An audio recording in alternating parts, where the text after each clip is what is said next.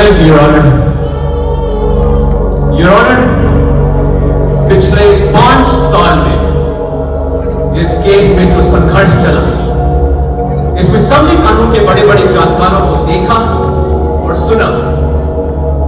कोई जमानत के लिए लड़ा और कोई केस लड़ा।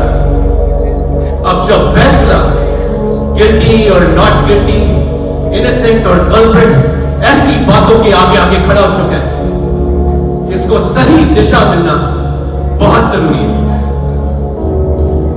एक बात जो मैंने नोटिस की, योर ऑनर, शायद आपने भी की होगी, डिफेंस ने बाबा को डिफेंड करने के जितने भी जतन किए वो सब फेल हुए।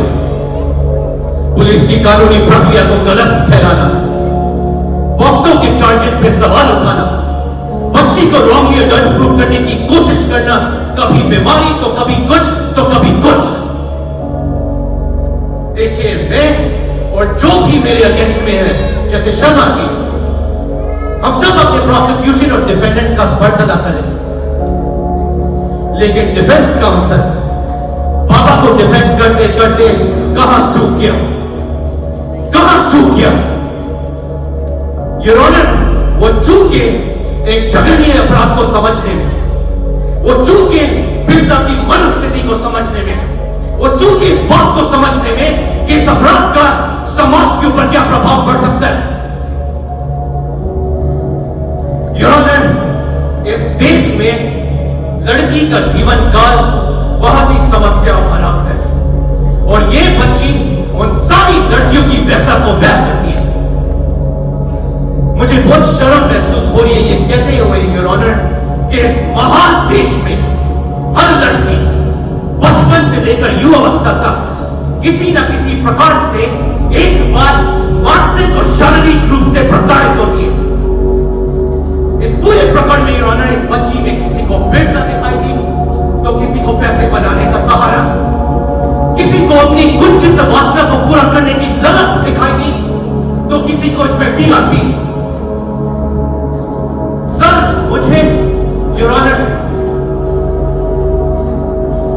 इस बच्ची में एक रोदरगारी दिखाई दी, मां दुर्गा दिखाई दी, क्योंकि ये बच्ची आवाज उठाना चाहती है, अपने लिए लड़ना चाहती है। ये बच्ची उन सब बच्चियों की उम्मीद है जो आपकी वर्डिंग के ऊपर अपना हाथ खड़ाए बैठी है इस बिल्डिंग के बाहर। लेकिन हमारे डिफेंस काउंसिल के लिए ये केस घूम फिर के धर्म धर्म धर्म धर्म धर्म और धर्म से बढ़ती कुछ नहीं है।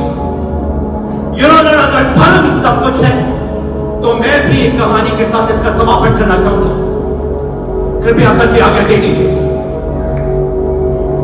Thank you sir.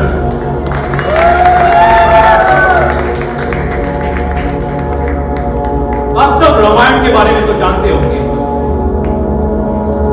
आप जानते ही होंगे, जब प्रभु श्री राम ने युद्ध में रावण का वध किया था तो मरने के पश्चात रावण को मोक्ष की प्राप्ति नहीं हुई थी। रावण, जो शिव जी के परम प्रिय भक्त थे, वो मरने के पश्चात सालों तक तपस्या करते रहे कि शिव जी उनको दर्शन दे और उनको क्षमा करें, पर शिव जी ने ऐसा नहीं किया। योर ऑनर, ये सब देखकर पार्वती जी से रहा नहीं गया और वो दौड़ते हुए शिव जी के पास गई और बोली,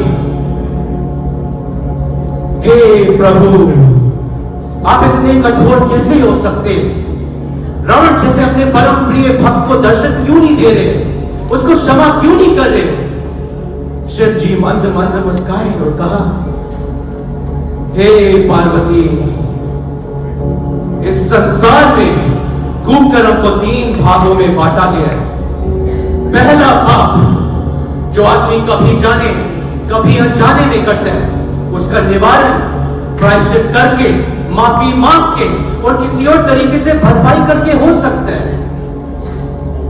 दूसरा कुकर्म अति पाप के रूप में जाना जाता है, जैसे हत्या, अपहरण और जघन्य अपराध, उनकी भी कुछ हद तक माफी संभव है। मगर तीसरा कुकर्म महापाप के रूप में जाना जाता है, जिसकी कोई माफी नहीं है। इस पर पार्वती जी ने शिव जी को टोका और अचंभे से पूछा, हे प्रभु, रावण ने तो सीता जी का अपहरण किया था, वो तो अपनी पाप के रूप में जाना चाहिए, अब उसे महापाप क्यों मान रहे? तो शिव जी मंद मंद मुस्काए और कहा, हे पार्वती, जिस पाप का प्रभाव पूरे संसार की मानवता और प्रभुता पर सदियों तक रहता है, वो महापाप के अंतर्गत आता है।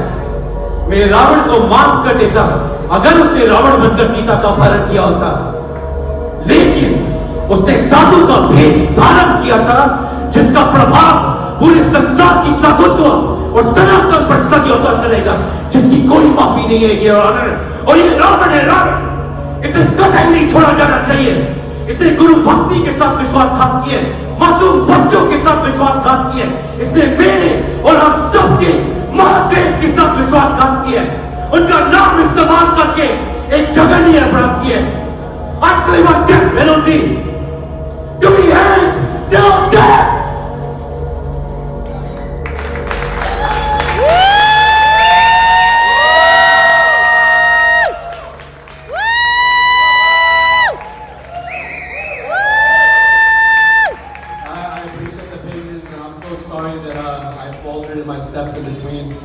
I've been doing this and I'm not going to hold up the next performance. I'm not that important, I know that. But I've been prepping for a while, and I'm looking at you. You're a master of your craft. I saw you the whole time, and you're an incredible dancer. You and Pooja, yeah, both of you guys are. So you guys understand, there's no compromise, right? And so I just wanted to do justice because it's an important scene. It was an important conviction, and just given the state of India and what's happening, I know there's kids here, so that's why I've been subtle with the word. I'm not saying it. You all understand as adults. So given what's happening in India this whole year, quick 30 seconds, this is important. So I just gotta say this, sorry guys. Given India में जो हो रहा है, पूरे साल जो हुआ लड़कियों को लेकर, एक तो किसी की माँ थी, एक किसी की बहन थी, और एक 31-year-old ट्रेनी डॉक्टर थी कोलकाता में, उसके साथ हुआ था। तो मेरे हिसाब से जो लाइन थी सीन में, ये महापाप के अंतर्गत आता है, जिसकी कोई माफी नहीं है, और मेरे हिसाब से ये हैवानियत है। जब भी ऐसी टाइप की चीज हिंदुस्तान में होती है, इंडिया में होती है, ये इंसानियत का कत्ल होता है। मेरे हिसाब से इंसानियत की मौत होती है।